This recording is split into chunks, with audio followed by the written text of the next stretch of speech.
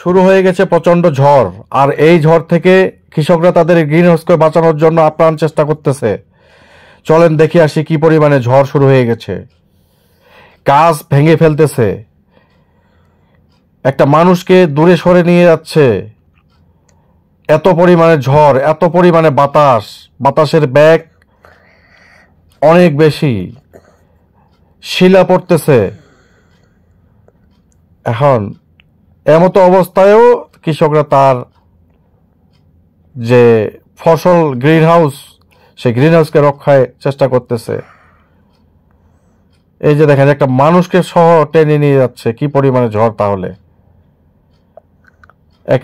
একবার ভাবুন বাতাসের গতি কত হতে পারে। এই দেখেন, মানুষ সহ গড়াই নিয়ে যাচ্ছে, মোটরসাইকেল সহ, তাহলে কি পরিমাণে বাতাস ওখানে! এই যে গাড়িটা পর্যন্ত উল্টাই দিয়ে দিল। অনেক পরিমাণে ঝড়। এই ঝড় থেকে কৃষকরা রক্ষা পাক, আমি এটাই চাই।